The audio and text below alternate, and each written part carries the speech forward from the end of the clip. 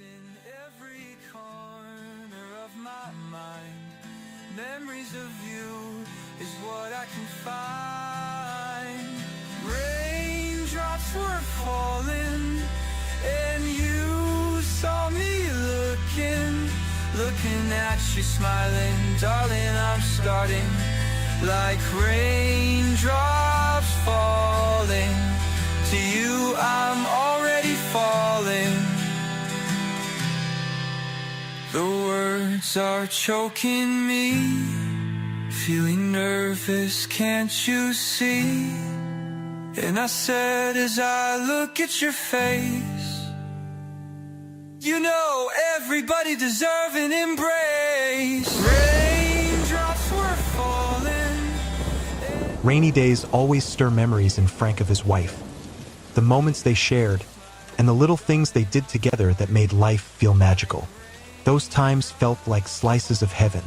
They would sit by the window, listening to the rain's gentle rhythm while he played the guitar. Occasionally, she'd opt for quieter moments, wrapping her arms around him in bed, the warmth of their bodies speaking a language words never could. But now, those moments are just distant echoes, memories etched deep in his heart. Not a day goes by that he doesn't miss her presence, her laughter, her love. And yet, in her absence, he found a new love, one just as consuming and pure. Abby, his daughter, is now the center of his universe. She's his reason for breathing. He vowed to protect her until his last breath, the promise he made to his wife, come what may.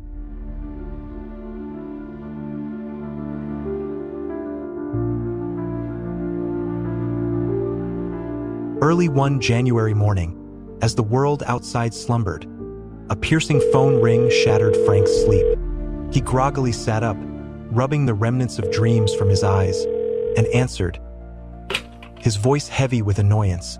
Deputy Sanchez, do you realize it's still 4 in the morning? The urgency in the deputy's tone cut through Frank's drowsiness like a blade. Sir, I'm sorry, but we've got a serious problem. I need you at the station now. His words sent a ripple of unease through Frank. What could be so dire? All right, I'm on my way, he muttered, already bracing himself for the unknown. Placing the phone on his lap, Frank raked his fingers through his hair, trying to clear the fog in his mind. His gaze drifted to the other side of the bed, where Abby slept soundly, her small frame curled up in peaceful slumber. Her innocence was a balm to his weary heart. He leaned down and kissed her forehead gently, promising silently to keep her safe. The weight of fatherhood and his oath to his wife pressed heavily as he pulled on his uniform and prepared for what awaited him.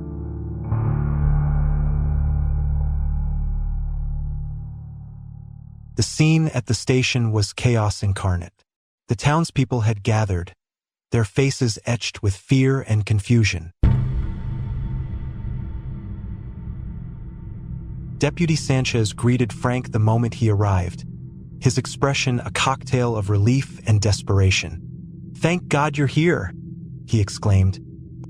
The energy in the room was tense. Whispers mingled with cries of misery. 10 children, gone without a trace, all in the space of a single hour. The very foundation of their close-knit community felt like it was crumbling. Frank did his best to rally the group, splitting the men into teams to search every corner of the town, while instructing the women to return home and report immediately if their children came back. As the teams dispersed, he pulled Deputy Fuentes aside and ordered her to stand guard at his house. Abby was his everything, and he couldn't risk leaving her vulnerable. As they combed through the streets and alleys, a chilling pattern emerged. Fathers began recounting eerie stories their children had shared before vanishing. Dreams of a monstrous beast dragging them into the woods. What made it even stranger was the unanimity of these accounts. Nearly every missing child had described the same foreboding creature. The woods, Jim hypothesized, might hold the answers. Frank's heart sank at the thought.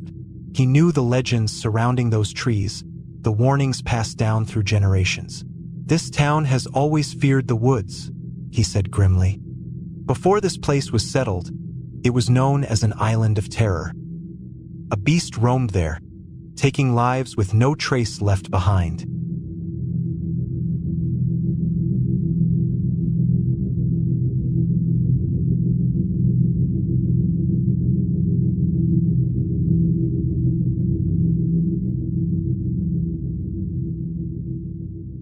Hours later, as the pale light of dawn broke, their efforts had led to nothing but frustration and heartache.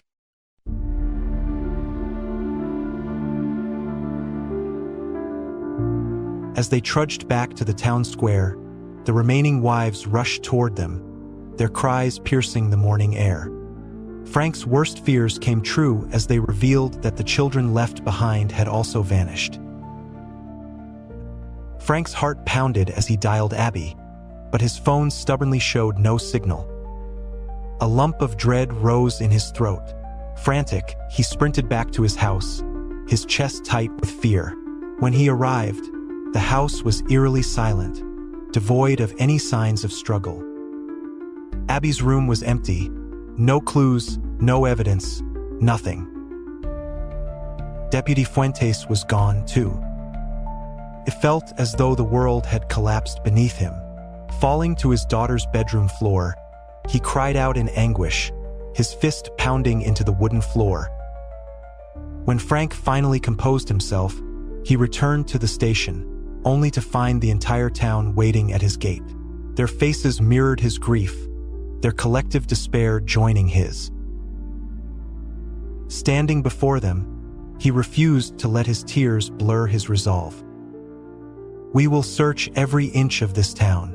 Do not stop until we find them," Frank declared, the urgency in his voice igniting a spark of hope. Together, they set off, driven by the love for their children and the hope that they'd bring them back.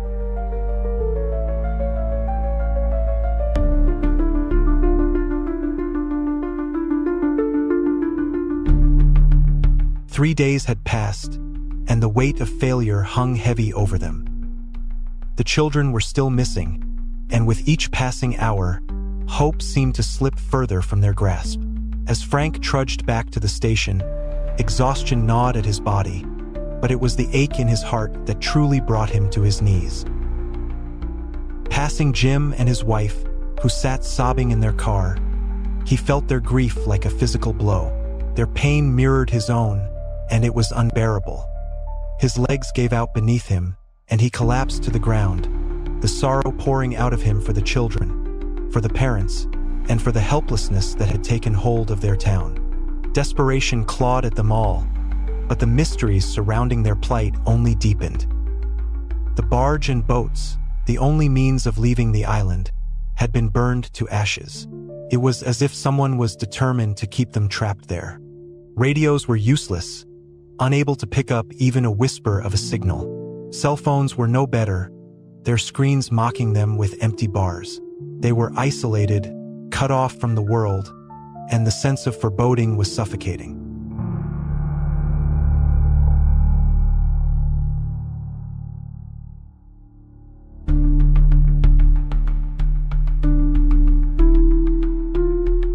That evening, exhausted faces filled the station. The weight of leadership settled on Frank as he faced them. "We'll search again tomorrow," he told them, his voice heavy with reluctance. "I can't risk losing another soul tonight," though it pained him to say it. They nodded in understanding and began to disperse. But just as the crowd thinned, Greg's voice cut through the night. "Frank, look!" he called, pointing toward the middle of the street. Frank followed his gaze and saw it. A shadowy figure, its silhouette barely discernible in the dim light. "What is that?" Greg asked, his voice trembling. "I have no idea," Frank replied, taking a cautious step forward. Before he could get a better look, the figure darted away with inhuman speed. "Did you see that?" he asked, still reeling from the shock. "What the hell is going on in this town, Sheriff?" Danny, one of the townsfolk, demanded. Frank shook his head, unable to provide an answer. "I don't know, Danny, but whatever it is, it's beyond anything we've ever faced." As Frank turned to send everyone home, another figure appeared, this time near the barber shop across the street. His heart pounded as he called Deputy Terry to investigate. Terry grabbed his shotgun and stepped out of the station. As he passed Frank, they exchanged a silent nod, a mutual acknowledgement of the danger ahead. Frank drew his own gun and followed a few steps behind him. "Be careful," Mrs. Thompson whispered, her voice laced with fear. Frank glanced back at her and gave a reassuring nod, though he wasn't sure who he was trying to convince, her or himself. The air grew thick with a nauseating stench as they approached the figure, a smell so foul it turned Frank's stomach. It was the unmistakable odor of decay, like rotting meat left out in the sun. Terry cocked his shotgun, aiming it at the shadowy form. He was mere feet away when, without warning, the town was plunged into darkness. The streetlights flickered out, leaving only the pale glow of the moon to illuminate the scene. And then, it attacked.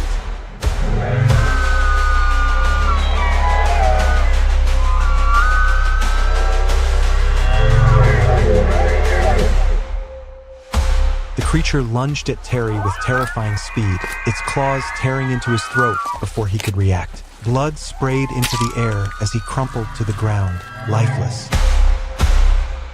Frank froze, paralyzed by the horror of what he was witnessing. But instinct took over, and he fired his gun, the shots echoing through the night. The bullets seemed to have little effect as the beast turned its attention to him, its eyes glowing with malevolence. Charged, knocking him to the ground. He kicked it off with all the strength he could muster, sending it flying a few meters away.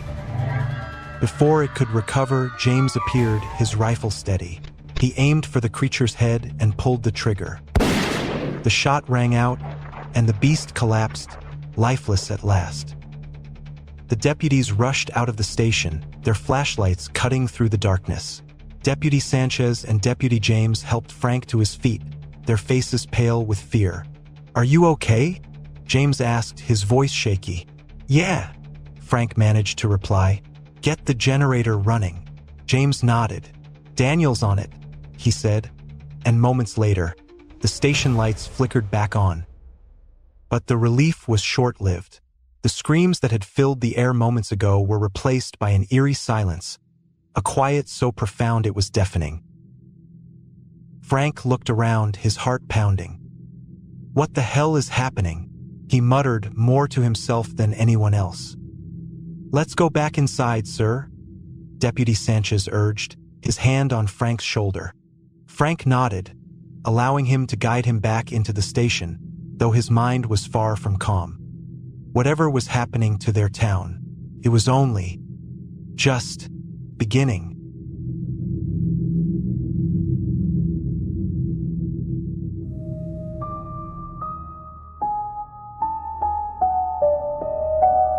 The rain came suddenly, a relentless downpour that reflected the chaos inside the station.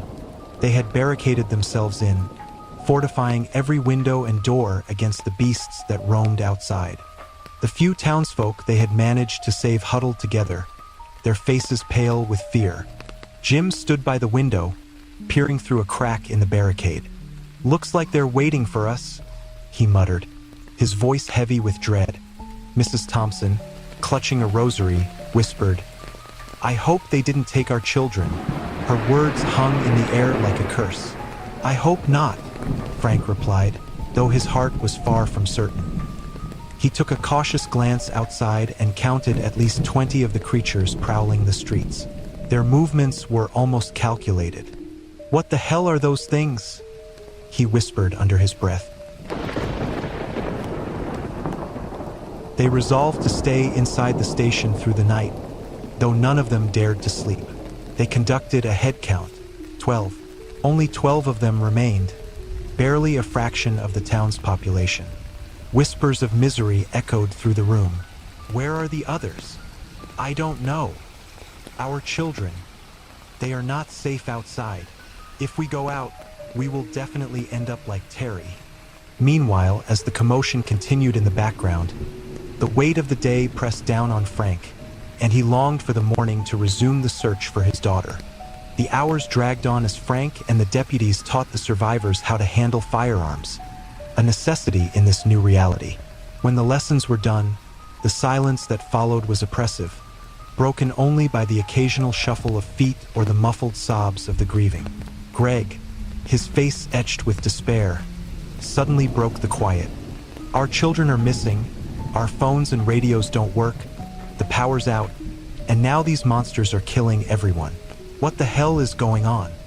His voice rose with each word, the strain of the situation pushing him to the brink. Maybe these things took our children, he continued, his eyes wild. Maybe they came from the woods. What do you think? No one answered. The room was heavy with unspoken fears. What's wrong with you people?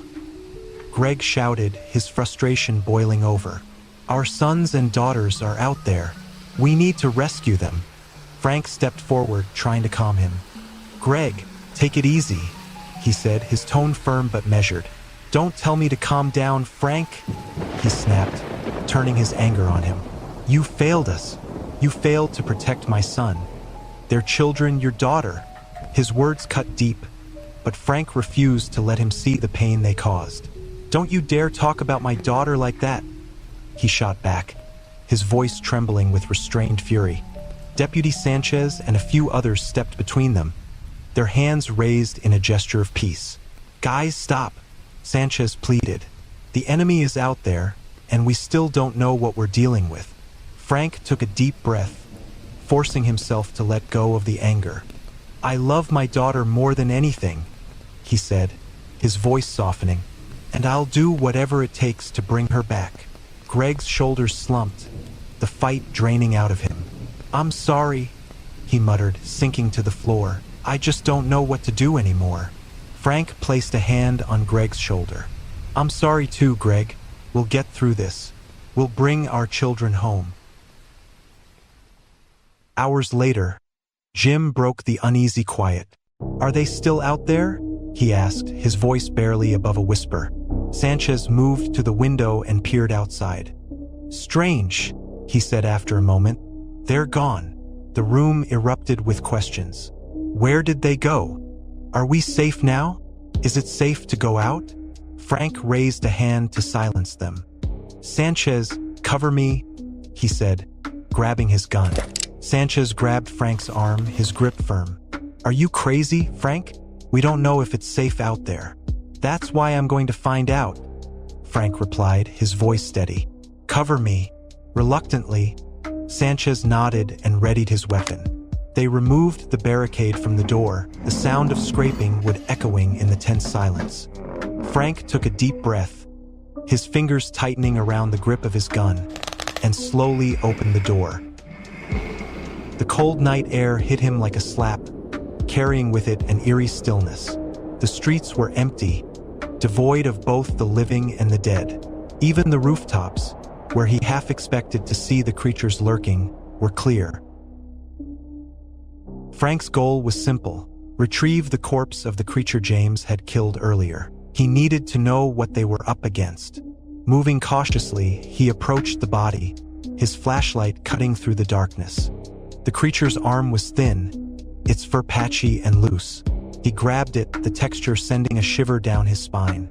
What in God's name is this thing? He muttered. Dragging the corpse back to the station, he placed it in the center of the room. The others gathered around, their faces a mix of curiosity and fear. What do you think it is? Jim asked. Looks like a bear, James offered. Too small for a bear, Frank replied, and its fur isn't even attached to its skin. Frank reached down, his fingers trembling, and began to peel away the fur. What lay beneath made his blood run cold. It wasn't a beast at all. It was James' son.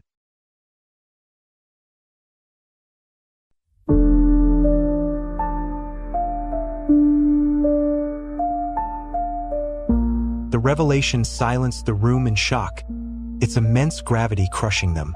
James collapsed to his knees, clutching his son's lifeless body and sobbing uncontrollably. The truth was unbearable. Their children had been turned into these monsters, and now they were trying to kill them. The moral dilemma was suffocating. How could Frank and the others harm them even in self-defense? And yet, how could they not? Questions swirled in Frank's mind, each more tormenting than the last. Why was this happening? Who was behind this nightmare? And what twisted intentions had led to such cruelty? Frank looked around the room, searching for some semblance of strength in the faces of those around him. But all he saw was pain and sorrow. The weight of the revelation was crushing, and he could feel the room slipping away from him, the people lost in their grief. Then, amidst the haze of despair, Frank noticed something was wrong. James was missing, and so was his son's body. A chill ran down Frank's spine as he stood abruptly and asked, "Where is James?" The search for him within the station was agitated, fueled by a growing sense of alarm. Then, a piercing scream shattered the air. Mrs. Thompson's voice echoed from the comfort room, drawing them all to the source of her horror. There they found James, lifeless, hanging from the ceiling. He had been dead for minutes, his face a frozen mask of anguish. The truth was too much for him to bear. He had killed his own son and could not live with the guilt. Frank's heart ached as he thought of the times he had shot at James's child, trying to protect them all. And now they had lost James too, another casualty in this hellish nightmare.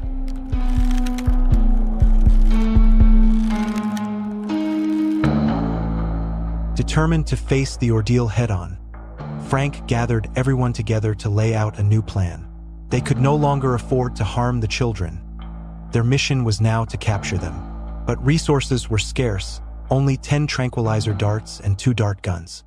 It wasn't enough, and the problem loomed over them like a dark cloud.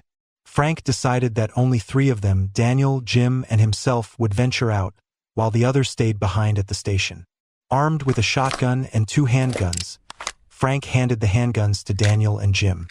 When they questioned his choice of weapons, he told them plainly, the guns were meant for whoever was responsible for this horror.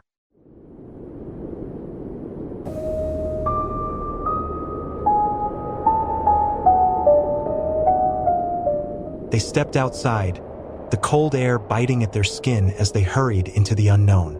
But before they had gone far, a man stumbled into them, his body battered and bleeding.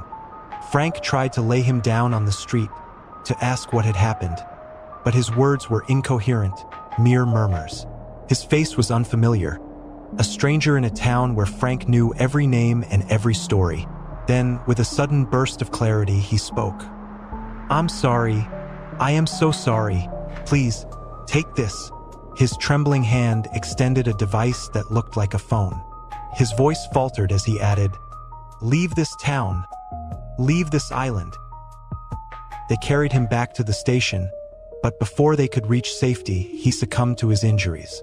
His lifeless body was placed against a wall, and Frank quickly switched on the device the man had given him. It was a video recorder, and what it revealed was chilling. The screen displayed clips of DNA experiments, viruses injected into chimps, and tests designed to manipulate minds. Then, the man appeared in the video log, his voice urgent and filled with desperation. He claimed to be an undercover agent, pleading with whoever watched his message to expose the secrets of Jesberg Island. The story he unraveled was one of betrayal and horror. Before the island had been inhabited, a secret underground laboratory had been built with the noble goal of making humans immune to all sickness. But over time, the purpose had shifted, corrupted by darker ambitions. The experiments now aimed to create super soldiers, and the island's residents were unwitting pawns in this sinister game. A myth had been fabricated to keep people from venturing into the woods, while those who were kidnapped for experiments faced unspeakable fates. If they failed, they were killed and their bodies were left outside the woods as grim warnings. The video log flickered to life, its grainy footage capturing the haunting confession of a scientist. His voice trembled as he spoke, the weight of his words pressing heavily on the room. They tested it on adults, it was a failure. Then they tried it on teenagers, and again it failed. But when they tested it on children, It worked. He paused, his face etched with guilt and fear. They implanted chips in their brains to control them, paired with a virus that stripped away their humanity, turning them into vicious animals. These children will be released into the wilderness, left to adapt to the harsh environment of the woods. We will observe their progress, studying who survives and how they think under pressure. I suspect they will learn from the animals, mimicking their instincts to endure. The only way to stop this madness is to remove the chip through surgery and inject them with the antivirus. But if all else fails, and the situation spirals out of control, the island will be sterilized within 24 hours. His voice cracked as he finished, the screen fading to black. Another video log was captured days later, chaos erupting as an agent tried to escape, his breath ragged as he darted through the laboratory. Fucking shit. Everything is getting out of control. Explosions echoed in the background, shaking the camera. The specimens are killing. Another deafening blast cut him off, and the log ended abruptly. Jim, watching the footage, clenched his fists. What the hell was that? So we're lab rats now? And we've got what, more or less, an hour left? Shrouded in terror, Frank instructed his companions to return to the station and warn everyone about what they had uncovered. But before they could leave, gunshots rang out, followed by a thunderous explosion.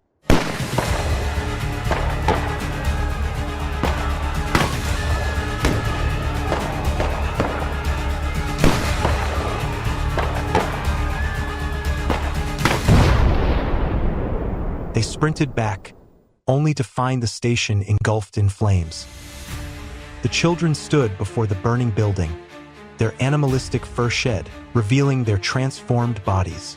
They seemed to anticipate Frank's return. Among them, he saw her, his daughter. His heart shattered as she rushed toward them, her movements predatory and unrecognizable. Frank grabbed the tranquilizer gun from Daniel, loading a dart with trembling hands. "I'm sorry, baby," he whispered, aiming at her chest. The dart struck, slowing her down until she violently collapsed to the ground and hit her head. They fired at the others, one by one, but their numbers overwhelmed their ammunition. "One left," Daniel shouted as Frank loaded the final dart, shooting a boy who lunged at Jim. The boy fell, but two others pounced on Jim, their teeth and fists tearing him apart.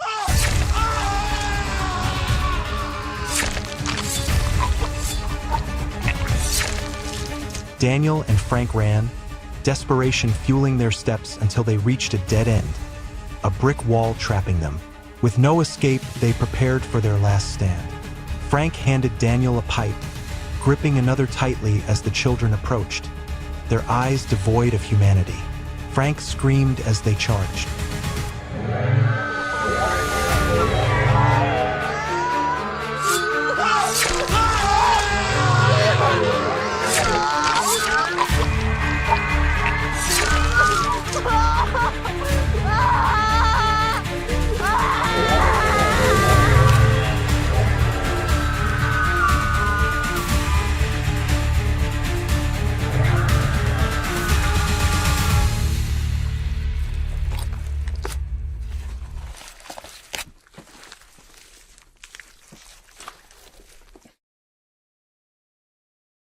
The aftermath was a bloodbath. Frank was the sole survivor, his hands stained with the unthinkable. He had never killed a child before, nor a man. This island, once a haven, had become an affliction, a cruel experiment that stripped away their humanity. Stumbling through the streets, Frank found his daughter's lifeless body. Weak and bleeding, he cradled her in his arms as rain began to fall, washing away the blood that soaked him. The countdown to the island's destruction ticked away, and he knew he couldn't save anyone, not even her. Collapsing to the ground, Frank held her close, his tears mingling with the rain. He looked to the sky, where he imagined his wife's face appearing in the clouds, smiling down at them. "I have failed you, Frank sobbed, his failure crushing him as he hugged his daughter tightly. "It looks like we're going to see, Mommy," he whispered to her ear. As the ground shook and a blinding light consumed them, he softly muttered, "We're coming home, my darling."